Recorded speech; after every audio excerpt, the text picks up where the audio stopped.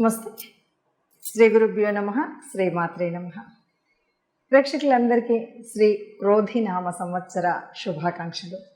కొత్త సంవత్సరం తెలుగువారికి, ముఖ్యంగా హిందువులకి కొత్త సంవత్సరం అనగానే మనకి ఆనందోత్సాహాలతో, కొత్త ఆశలతో, పొంగొత్త ఊహలతో ఈ సంవత్సర కాలం అంతా మనం ఎలా ఉండాలి, ఎలా ఉంటే బాగుంటుంది అని ఆశలన్నీ కూడా ఒకచోట కుప్పబోసి ఆ ఆశలకి అనుగుణంగా మన ఆశయాలు ఉండాలని కోరుకునేటువంటిదే ఉగాది. ఉగాది అనగానే మనకి ముఖ్యంగా గుర్తొచ్చేటిది పంచాంగ శ్రవణం. మన ఈ సంవత్సరం అంతా కూడా మన యొక్క రాశి ఫలాలు ఎలా ఉన్నాయి, వీటిలలో మరి ఉన్నటువంటి ఈ రాశి ఫలాలకు అనుగుణంగా మనం ఎలా ఉండాలి, ఏ ఏ గ్రహాలు అనుకూలించట్లేదు, ఏ ఏ గ్రహాలు అలంకరిస్తున్నాయి, మరి అలాగే రాజ్యపూజ్యం ఎంత, అవమానం ఎంత, ఆదాయం ఎంత, వ్యయం ఎంత, వీటన్నింటికి అనుగుణంగా మనం ఏ రకమైనటువంటి ప్రణాళిక వేసుకోవాలి, ఇవన్నీ ఆలోచిస్తాం. అసలు పంచాంగానికి పూజ చేయకుండా ఏ తెలుగిల్లు కూడా ఉండదు. ఉగాది అనగానే ముఖ్యంగా మనం పంచాంగానికి పూజ చేసి తిథి వార నక్షత్ర యోగకరణాలన్నింటితో కూడా కలిసి మనకు ఎలా ఉంటుంది ఈ సంవత్సర కాలం అని చూసుకునేటువంటిది. అందులో భాగంగా మనం ప్రతి మాసం చెప్పుకునేటువంటి మాస ఫలితాలు కానీ, పక్ష ఫలితాలు కానీ, అలాగే ఈ సంవత్సర కాలం క్రోధి నామ సంవత్సరంలో ఒక్కొక్క రాశి వారికి ఎలా ఉంటుంది అంటే ఇది పూర్తిగా యాజ్ ఇట్ ఈజ్గా ఇలాగే ఉంటుందన్నది కాకపోయినా మనకి గ్రహాల యొక్క గమనాన్ని బట్టి ఇది ఎంతవరకు మనకి ఈ సంవత్సర కాలం ఎలా ఉంటుంది, రాబోయే ప్రమాదాలేంటి, వచ్చేటువంటి అదృష్టాలేంటి, వ్యాపారం కానీ, ఉద్యోగం కానీ, సంతానం కానీ, అన్ని విషయాల్లో మనకి ఎలా ఉంటుందో చెప్పేటువంటి విషయమే. దానికి ఒక్కొక్క రాశి యొక్క ఫలితాలు ఎలా ఉన్నాయి ఈ సంవత్సర కాలానికి చూద్దాం. ఇప్పుడు ఈ సంవత్సరం మనకు వచ్చేటువంటి సంవత్సరం పేరు క్రోధి. ఎందుకంటే ప్రభావ శుక్ల అంటూ చెప్పుకునేటువంటి ఈ సంవత్సరాలలో మనకి ఇప్పుడు వచ్చేటువంటిది క్రోధి నామ సంవత్సరం. ఎన్నో సంవత్సరం అంటే 38వ సంవత్సరం. ఈ 38వ సంవత్సరంలో మనకు ఎలా ఉంటుంది అంటే పేరుని బట్టే మనకు కొంత అర్థమవుతూ ఉంటుంది. ఎందుకంటే ఇవన్నీ కూడా ఈ సంవత్సరాలన్నీ కూడా బ్రహ్మ మానస నారద మహర్షి యొక్క మానస పుత్రికలు అంటుంటారు ఒక్కొక్క సంవత్సరాన్ని. మరి ఈ సంవత్సర నామాలని బట్టి కూడా మనం కొంత ఫలితాలని అంచనా వేస్తూ ఉంటాం. క్రోధి అంటే ప్రతి ఒక్కరికి కూడా ఓ రకంగా కోపం రావడం ఇలాంటివన్నీ ఉంటాయి. ఎందుకంటే ఇక్కడ ఉండేటువంటి నవనాయకుల యొక్క స్థితిగతులను బట్టి ఈ పరిస్థితి ఉంటుంది. మరి అలా ఉన్నప్పుడు ఏం చేయాలి, ఎట్లా చేయాలి అనేటువంటిది తెలుసుకుందాం. దానికి ఒక్కొక్క రాశి ఫలితాన్ని మనం చూద్దాం. తదుపరి రాశి కుంభరాశి. కుంభరాశి వారికి క్రోధినామ సంవత్సరంలో ఆదాయం 14, వ్యయం 14, రాజ్యపూజ్యం 6, అవమానం 1. ఈ రాశి వారికి మే 1 నుండి సంవత్సరాంతం వరకు చతుర్థ స్థానంలో గురుడు లోహమూర్తిగాను, శనిశ్చరుడు సంవత్సరం అంతా జన్మరాశిలో లోహమూర్తిగా సంచరిస్తే చతుర్థ స్థానంలో గురుడు ఉండడం వల్ల వీరికి నూతన గృహ నిర్మాణం కలిసి వచ్చేటువంటి అవకాశం అయితే ఉంది.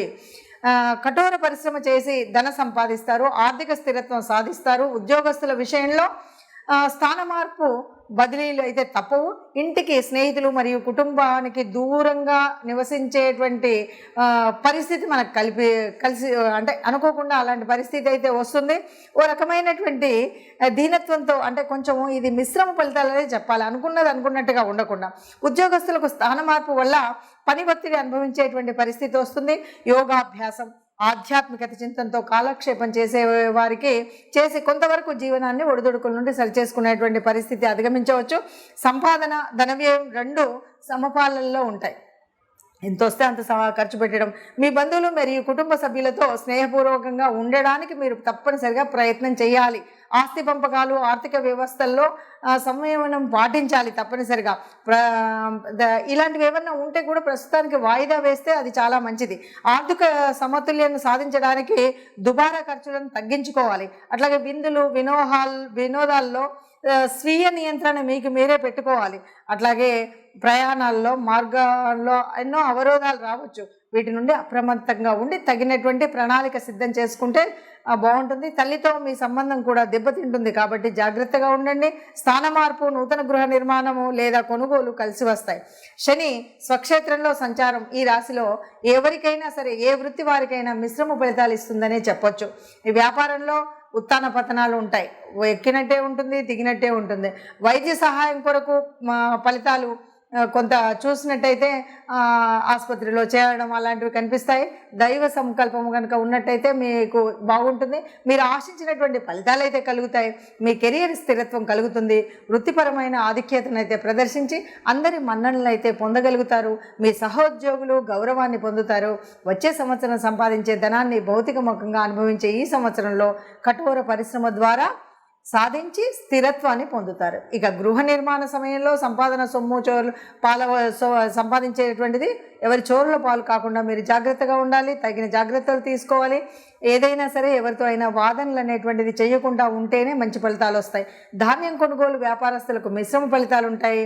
పౌల్ట్రీ రంగం వారికి సామాన్యంగా ఉంటుంది. స్థిరాస్తి వ్యాపారులకు, గృహ నిర్మాణ రంగం వారికి మెరుగైనటువంటి ఫలితాలు ఉంటాయని చెప్తూనే చివరిగా ధనిష్ట నక్షత్రం వారికి ఉద్యోగంలో ఉన్నతి ఉంటుంది. శతభిష నక్షత్రం వారికి ఉద్యోగ విషయంలో ముందంజ, పూర్వభాద్ర వారికి చేసే పనిలో ఏకాగ్రత, మంచి వ్యక్తిత్వాన్ని పొందుతారని చెప్పొచ్చు. విన్నారు కదా. మరి ఈ రాశికి మనకి ఇలా ఉంది అని చెప్పినప్పుడు ముఖ్యంగా ఇది ఒక్కొక్క మాసానికి ప్రత్యేకించి చెప్పట్లేదు, పూర్తిగా సంవత్సర కాలానికి. ఒక సంవత్సర కాలము అంటే మనం చక్కగా ప్రణాళిక వేసుకోవచ్చు. ఏ వ్యవహారంలో ఏ గ్రహాన్ని అనుకూలిస్తుంది, ఏ గ్రహం అనుకూలించట్లేదని చూసుకోవడమే కాకుండా సంవత్సర నామంలోనే క్రోధి అని ఉంది కాబట్టి మనల్ని మనం మానసికంగా కొంత ప్రశాంతతతో, కొంత ఓపికతో, కొంత మనం ఆలోచనని సరిగ్గా వేసుకొని అంచనా వేసుకొని ఒక్కొక్క అడుగు ముందుకు వేసినట్లయితే ఏ కష్టం రాకుండా ఈ సంవత్సర కాలం అంతా సుఖంగా సంతోషంగా ఉంటాం. ముఖ్యంగా మనం ఆశించేది ఏంటి అంటే అందరం కూడా సంతోషంగా ఉండాలి, అందరం కూడా ఆనందంగా ఉండాలి, అందరికీ అన్ని ఉత్సాహంగా చైతన్యంతో కూడినటువంటి పనులే జరగాలి.